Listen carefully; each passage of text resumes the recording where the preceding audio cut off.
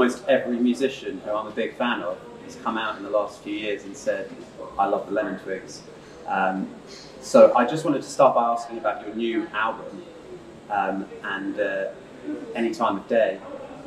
That is a song that I just can't stop listening to. So I just wanted to start with that and ask how you wrote that, how you come up with such beautiful melodies. Thanks so much.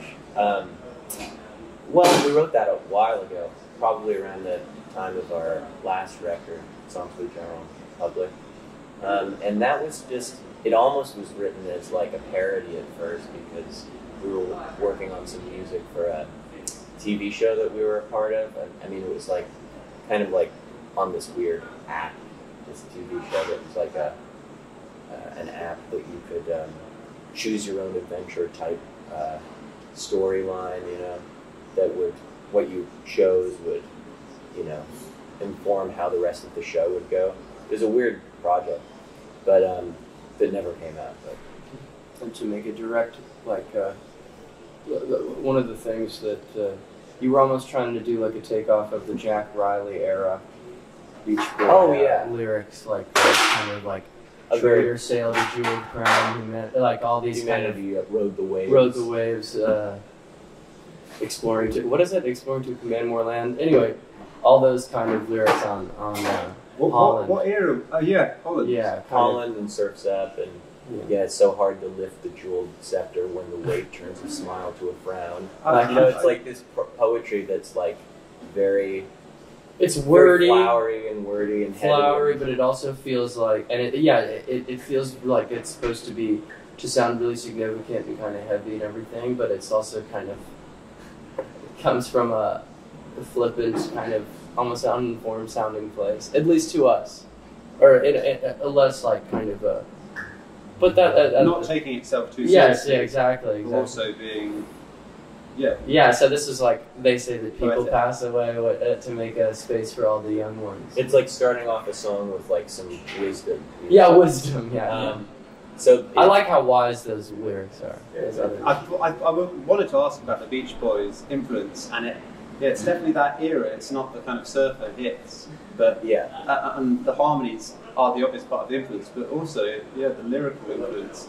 When you go into it like that, I really, feel that. But what about, is there any influence at all from early Bee Gees? And I hate to ask about influences when your music is unique. It's not, people might, it might be evocative of great music that's come before it.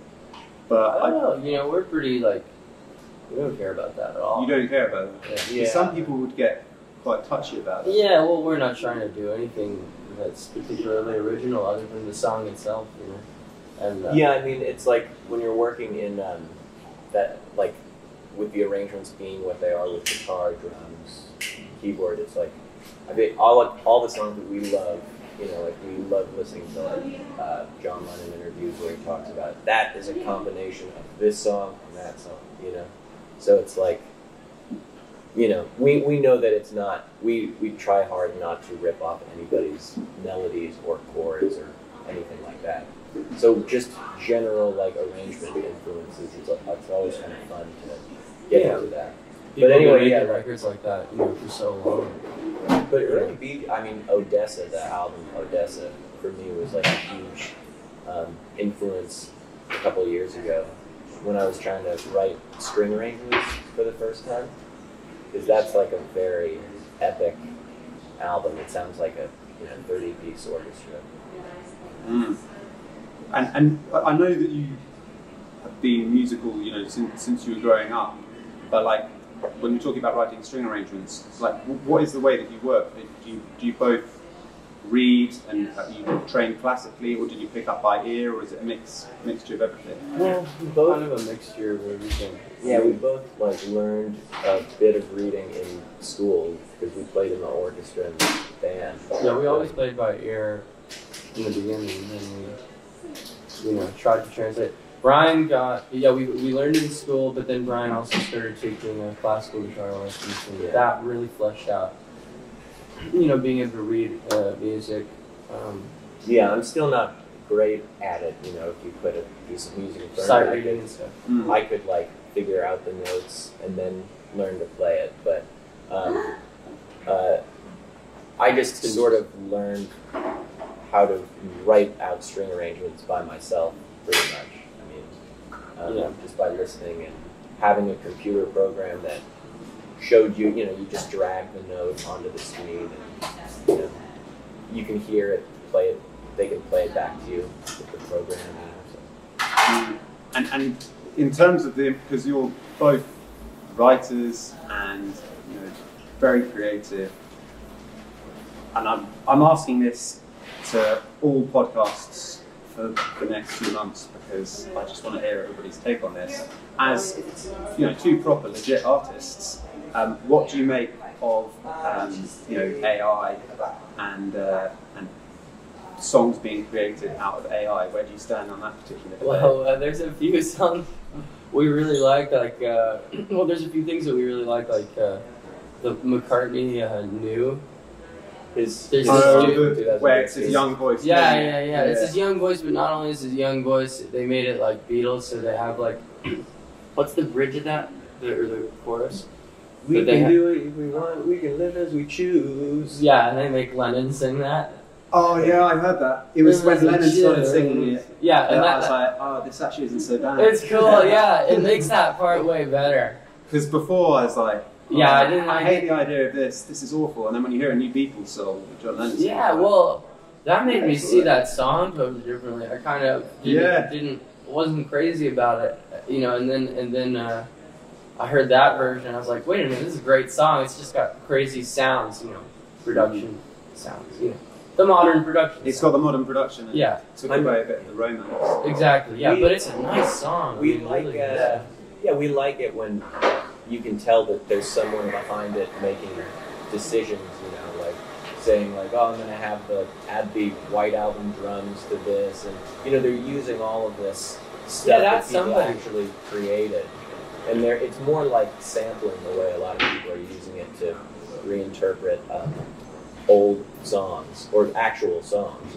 Yeah, somebody did one of our songs they put McCartney vocal. Yeah, I thought that was really funny. And it only sounds like, mostly it sounds like Brian, and then it kind of, some notes he hits, it sounds like McCartney, because it's not a perfect science. It's not perfect yet, but that's the thing in a few years. But do you think that it will ever replace, the music industry, like writers and creative humans totally? Probably not. I mean, probably in what they're talking about with TV shows and stuff. It's like, they'll try to, unless they put some protections on it, they'll replace people as much as they want. Yeah. So I mean, but it'll be like what's the special effects? CGI. It's never perfect. It still looks weird. They've been doing CGI since like 1990 or something, or 1995, and it's like it still looks so fucked up. And it's also like it's not what makes it good. CGI in the same way that doesn't mean using AI to write the tune or make the production, whatever, doesn't mean that people are going to want to listen to it. It could be that they want to listen to a human thing or an AI thing, or like a good plot or a good movie. It's more important than the CGI, right? Exactly, and the whole thing, like what Brian's talking about with the ones that stand out, because we go through, into YouTube rabbit holes with the AI stuff, where people replacing later 70s Beach Boys songs with young Brian Wilson vocals and stuff like that. And it's about the guy who chose which song, because some of them work really well and some of them work terribly, because it still is working with the person's inflections and stuff who sang the original tune, and then they put in the voice, but then if it doesn't really match right, it doesn't really work that well. So like Brian said, there's still an element of, but there's a human element in even that. It's like taste. Yeah, so it could just be a tool. But what about with live stuff? Live? Do you think do you think that's going to more or less remain as it is? Live stuff is already almost everybody plays to track. So we don't play to tracks. You don't play to tracks? No. Of course not. But I didn't. I mean, I didn't. No. I wasn't saying that you did. I'm just saying thank you so much. No, I'm just saying like it doesn't. Nobody would think that sound that comes off of the stageless tracks because it gets so messed up. Why don't you play the track? That would just be odd for our kind of music. I mean, we never even thought to do it, but there's a lot of people who do, and it's actually weird that they're doing it. But a lot of people with like all the big harmonies on your songs would just be like, yeah, we want it to sound just like the record, and then they play the track. I mean, I personally prefer that you don't. But yeah, I think it would be. Well, first of all, on a practical level for us, it's like we don't. It's not very use fun. Metronomes for when we record drums usually. So you're completely off play. Yeah. So we don't actually. It would be very, very difficult for us to. We'd have to line it all up. I know some people have been able to do that though. Or we could make a click track that changes tempo, but we're already all over the place. I mean, if I were to try to play to a click track live, I would be so horrible. Yeah, I mean, we're pretty comfortable like a learning group. You know, letting some nights it be too fast and some nights it be too slow. And, that's part of the magic of it, I think. Yeah. It keeps it fun for us, you know, I think. And the drum sound on the records is very good and sounds quite old school. How do you get that drum sound? That's all Michael. We do everything, you know, to tape and stuff, and it depends. I mean, are you talking about the new record or just the records in general? Well, in general, the records are really good. The new record, I mean, I'm definitely no expert on drum sounds, but I know when it sounds just not so kind of computery and a bit more kind of just nice and soft, but also full. And that's what it just reminds me of those great 60s and 70s records. So is part of it just the warmth of recording to tape? Definitely. Michael does a lot of blessing. Yeah, but I didn't do that much on this album. Oh yeah. Most of this album, because there were a lot of more simple tracks. I was able to keep all the drums, you know, on like 5 or 6 tracks or 5 tracks. And I didn't really use a lot of compression on the drums. I did really, really simple stuff for the drums on this album. Usually I do because there's only 24 tracks, which is a lot, but we pack a lot into it, and with all the harmonies and stuff, it ends up not being that much. A lot of the time I'll bounce down the drums, or I'll just record them immediately onto 2 tracks or 1 track, using, you know, a lot of compression and stuff, or not a lot. So kind of, it depends on the song, you know. But I would say, yeah, most of it's just the fact that we're using tape, and we're using it almost, you know, most of the time we use it. You know, we do the whole mix analog or everything like that. This album was a different story because we had to get professional string players in, and you know, we didn't have the luxury of using tape with the string players just for the sake of time and keeping takes and feeling like, well, if we don't keep this, you know, they'll digitally, then they'll be gone, and then we won't be able to maybe get. Yeah, we didn't have, and we couldn't like do it on like, you know, fill a whole roll with just strings or whatever. Also like syncing it up and everything. I don't know, but that would be, you know, of course, ideally we would use it for that too. But Michael spends most of his time with the drums, like, you know, on the EQ, but also just like tuning the drums himself. You know? Yeah, he's really good at that. Nice old microphones. I mean, it's the same methods that everybody uses, you know. But I think Michael's taste is very precise and. Yeah, and I'm not trying to make it hit really hard or make it like really full and everything like that, and have the kick be stubby or anything like that ever. Yeah, I find that a lot of, like, a great powerful drum sound is brilliant if that's the kind of record or whatever you want to make, but I do find like a lot of people confuse a good drum sound with just a very loud drum sound, a very loud kick drum. Yeah. And I mean, another great record, and I wanted to ask whether you'd heard this record that has a good drum sound, it's quite a small drum sound, is the Silk Sonic record, Hanson Factory and Mars. Oh, did you ever get to hear that? Danny has played that a I bit. haven't heard that much. I mean, yeah, I've heard those drums though. They're kind of, but they still have a modern. They're not as old school as your record at all. But I do think that they have a different. They're certainly different. You know, for hearing stuff on the radio and then hearing that. It's certainly a different. I mean, texture. it's probably why it wasn't as bigger. I mean, it was kind of successful, that record, but it didn't fit in with the rest of the mainstream sound. That album, despite being made by two pop artists. Yeah, we always talk about like whether we feel that would even be possible to get a song like "You're on the Radio" that had, you know, a tiny little room set. I think it would be, because I think if the song was just good enough. We're just not up to date good enough to know if that's even happened in the last 20 Well, I don't know. It's almost like I don't really. I think it could definitely happen, because there's so many things that are just randomly hits that have different things that are weird about them. You know, I just don't think it's all about the drums. People love the you know, that Shangri-La's song, the oh no, you know, on TikTok. That's a big hit. Well, I guess they don't hits for very kind of random reasons. Yeah.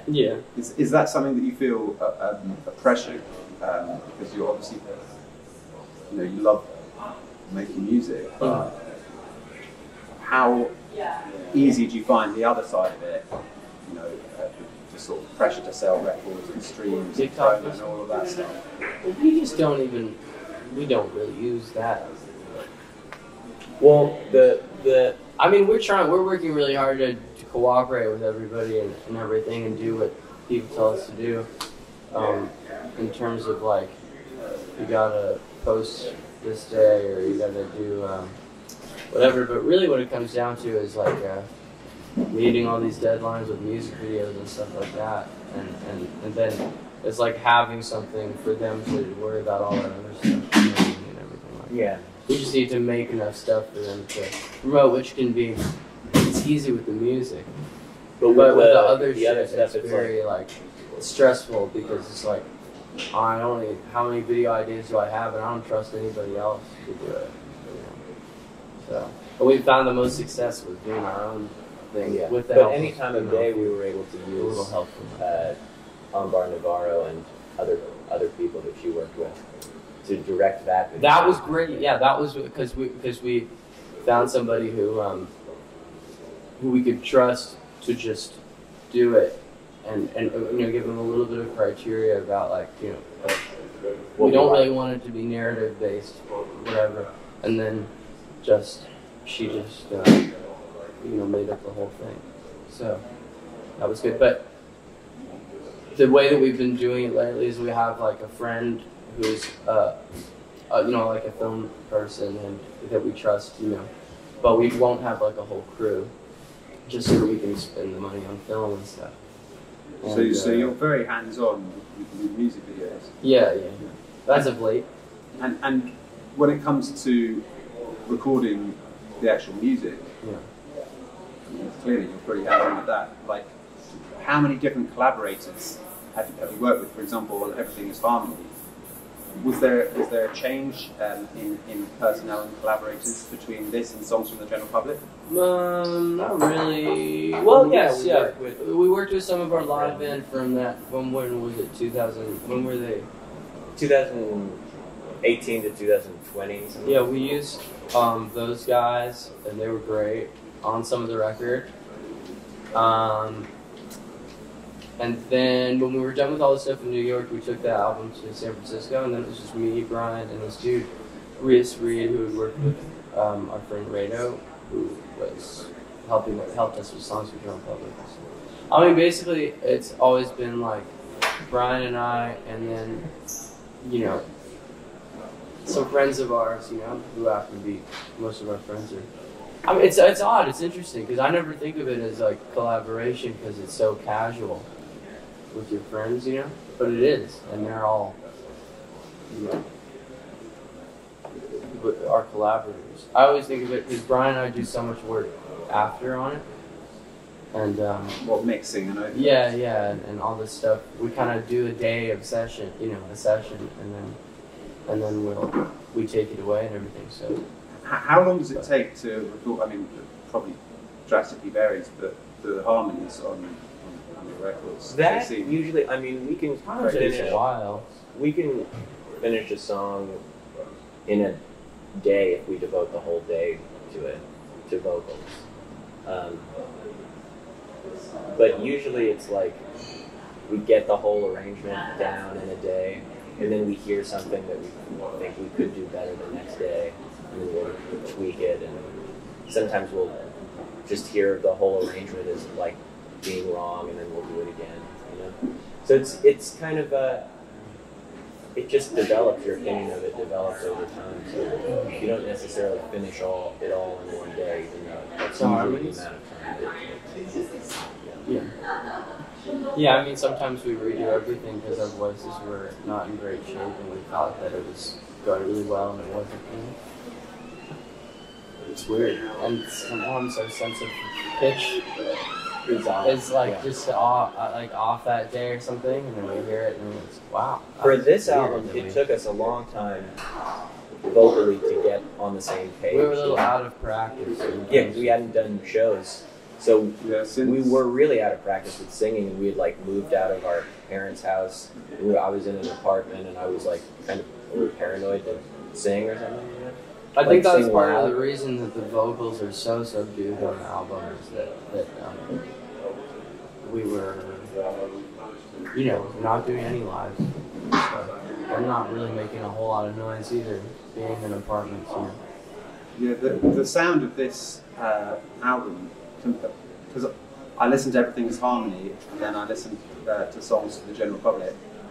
And do you ever start these albums with a plan in mind? It feels like Songs for the General Public was a bit more rock, a bit heavier, and then this one's more lush and like beautiful melodic. But was that like a plan, or is that also like not how you see it? I think the last album was kind of it's usually driven by a couple of songs that we like the most, Like on the last album we had like Hell on Wheels, we had The One, and we definitely wanted to have those on the record. And so we kind of built the rest of the album off of those songs. And then with this, the song that we liked the most was Corner of My Eye. And so it was kind of catering songs to fit that, or just working on the songs that we had that would sound nice alongside that. Mm-hmm. We had Corner of My Eye when we did Songs for the General Public, but we knew that the differences between Michael and our songwriting was too vast to also include this like acoustic side, I mean, because I have these sort of like Beach Boys kind of influenced, Moog-driven songs, and Michael had his like rock songs that were, that had more like distorted guitars and stuff, and even those differences seemed like too great, Yeah, that album can sound, kind of all over the place and stuff.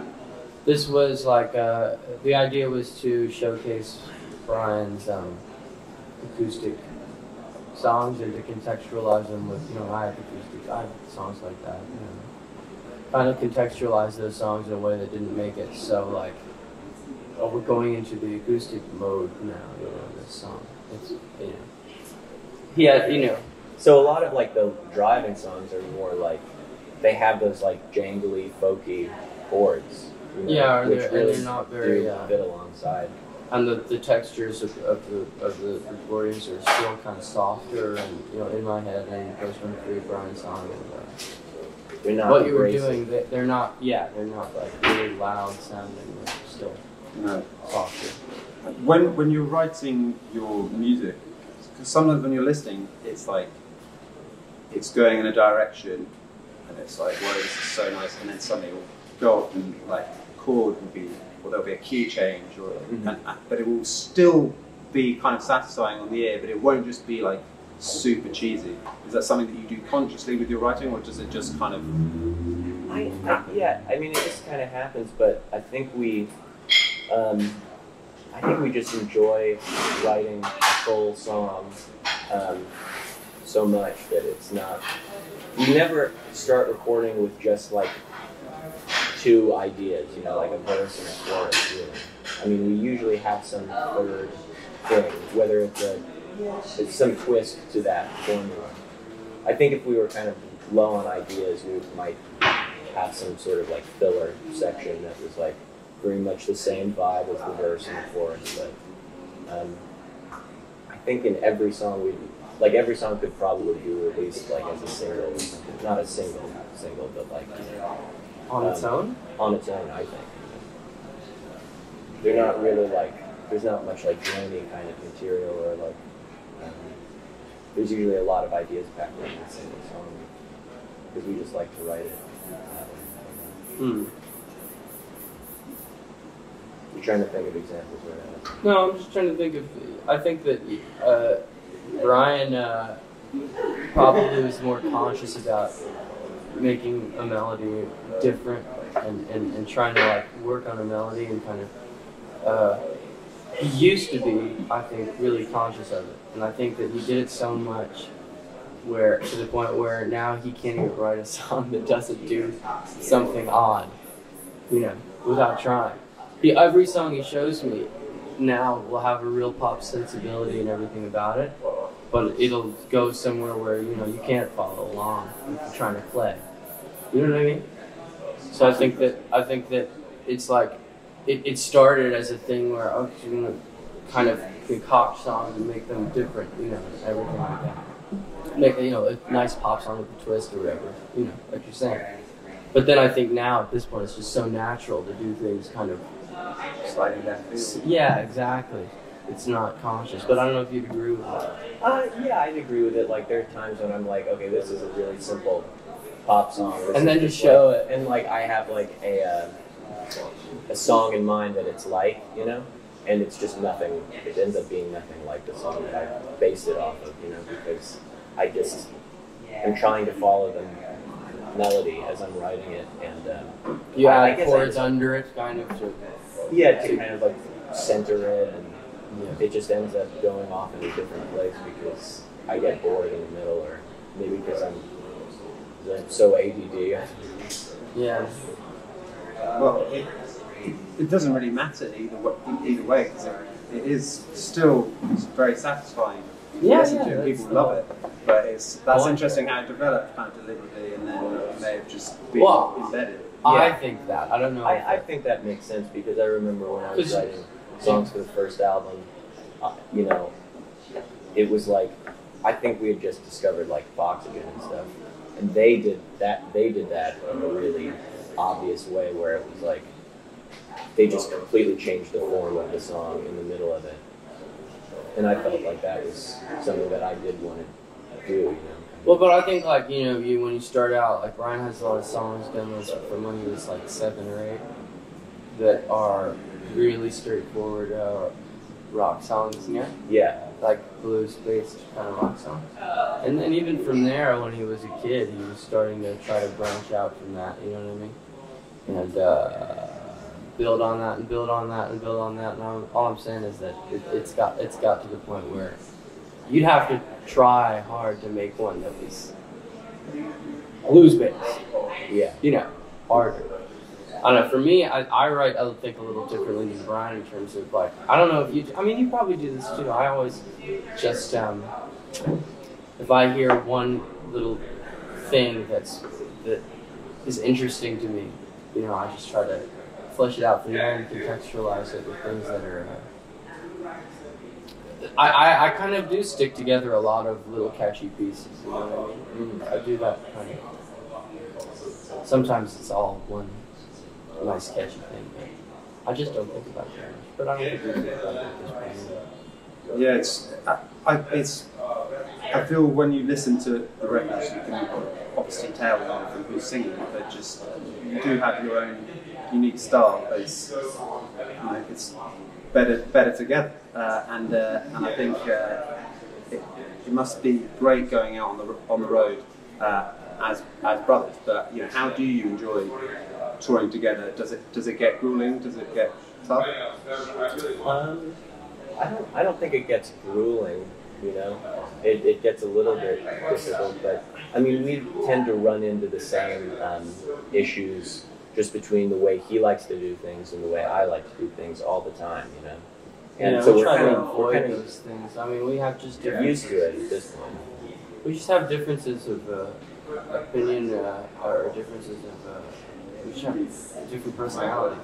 It's always things like The same things over and over again. yeah, being at sound check and Michael wants to learn something new and I say, oh, let's get together the thing that we learned that was new a couple days ago or something like that. Or it's more like just play the same.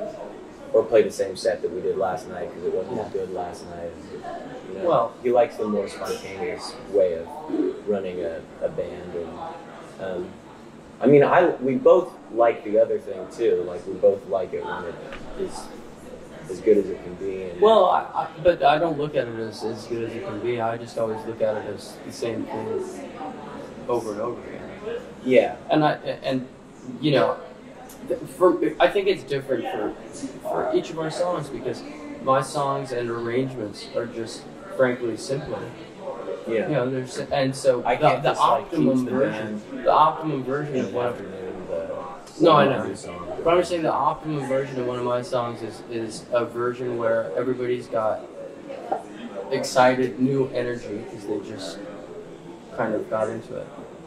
And it's in the middle of we played it a few times now, and everybody's excited about it because it's new. Whereas the optimum version of one of his songs is having played it For a year. For a year, yeah. And I always feel like it starts to die after a while. You know what I mean? So then there's an imbalance of if we were to just keep learning new ones of mine and play the same old ones of his. You know? It's that tricky balance in every way, though. In the sense of going out and having your different styles and different ways of doing things and meeting somewhere in the middle when you've done like 2 weeks or 3 weeks of shows. Well, there's just a lot of things, you know, you gotta just try to be a little self-aware. I mean, there was a long time where I was in the middle of the stage, you know. Brian is in the middle of the stage now. And I think that I feel totally fine with that because I'm more jumping around and everything. And, you know, I go to the middle sometimes. There's just a lot of reasons. I don't know. I want his stuff to have the best shot that it can have, you know what I mean? And he wants the same for my stuff. So we're trying to navigate the band, you know, that's almost like been in the past, like 2 solo projects, you know, trying to navigate it so that it really works in a way that's totally simpatico and everything. You know. Well, when you listen to your music, it couldn't be a better, you know, combination and you know, partnership. So yeah, I'm a big fan of yours, and I hope everybody goes out there and listens to and buys Everything's Harmony. And just a final question for you both: which other artists have you been listening to the most? Listening to the Mercy Beats and the Mercies, the Move, Roy Wood, solo stuff, early Who, you know, the early Who singles, The Creation a little bit, and tons of stuff. You know, we have an ongoing. Everybody's always contributing their taste to the playlist. Yeah. So this is somebody finds a new song. I love them. It sounds like a very good playlist, and it seems like you've got a very encyclopedic knowledge about old music, which has influenced you a lot. So yeah, thanks for kind of making that into something new and giving all fans something, you know, especially fans of that old stuff, something new to listen to, because there's not that much material like it. So it's awesome. Thanks very much for your time. Thank you. Thanks. Awesome. Thanks, guys. Do you sometimes struggle to get up in the morning or wind down for bed at night? I used to find it so difficult. I woke up with no sense of positivity and brightness. I was void of motivation and spirit. This changed completely when I started waking up with a Lumie Bodyclock. These incredible devices mimic the light and colour of a real sunrise and sunset, transforming the experience of waking up and going to sleep completely. Rather than being suddenly woken up with an alarm clock, the Lumie Bodyclock will wake you up gradually with a natural sunrise. The Lumie Bodyclock has been shown to improve the quality of sleep and awakening and to boost mood and productivity in clinical trials. You can personalise your sunrise and sunset from 15 to 90 minutes with their clinically tested unique natural light and more than 20 sleep and wake sounds. We all deserve to sleep well and to wake up feeling fresh, so if you're finding this a challenge and you want to try a new approach, go to lumie.com